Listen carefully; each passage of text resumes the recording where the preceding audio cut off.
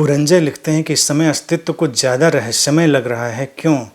इसे कुछ इंसाइट देने की कृपा करें।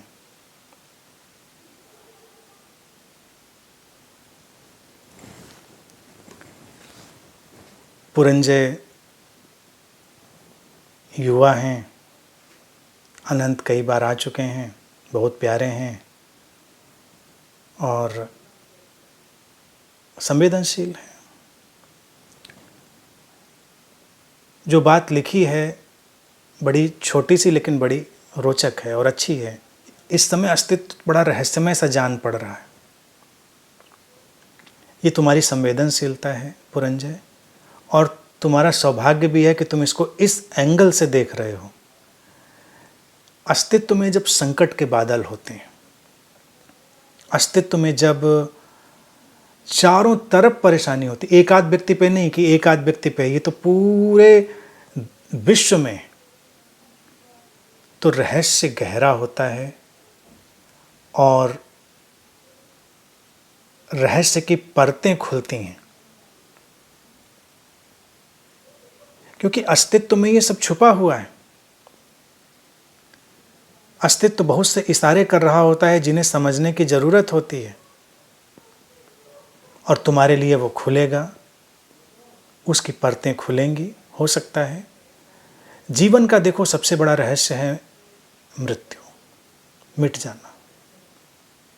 जन्मना भी उतना ही बड़ा रहस्य है, होना भी उतना बड़ा रहस्य है, लेकिन होना चूंकि हमेशा हमारे साथ चलता है तो हम उस पर ध्यान ही नहीं देते। जीवन में जो हमको सहजता से मिल जाता है वो टेकन फॉर ग्रांटेड हो जाता है, हम उस पर ध्यान ही नहीं देते। लेकिन जब आसन्न मृत्यु हमारे सामने होती है, यानी कि बिल्कुल सामने दिखाई देती हुई, अपनी या दूसरों की, तो हमारे प्राणों में एक हलचल होती है और लगता है कि क्या है ये, क्या मिटता है, क्या होता है, ये क्या था जो गया, क्या।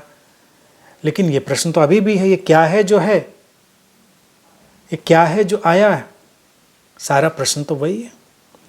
क्योंकि इस समय कलेक्टिव डेथ का फियर है। आज तक देखिए किसी भी बात पर लोगों को राजी करना मुश्किल हो जाता है, लेकिन एक बार आह्वान किया गया, अपने घरों में बैठे सब बैठ गए। कुछ एक सिरफिरे लोग जो हैं नहीं मानते हैं या नहीं समझ पाते हैं, उनको छोड़ दिया जाए तो मेजॉरिटी में लोगों को समझ में आ गया घर में बैठ जाना है। बच्चों से लेकर बड़ों तक, आस्तिकों से लेकर नास्तिकों तक, सबको समझ में आ गया। क्योंकि मृत्यु का जो भय है, अपने मिट जाने का, वो हमको झकझोरता है। और मृत्यु से बड़ा कोई रहस्य नहीं है, सबसे बड़ा रहस्य है।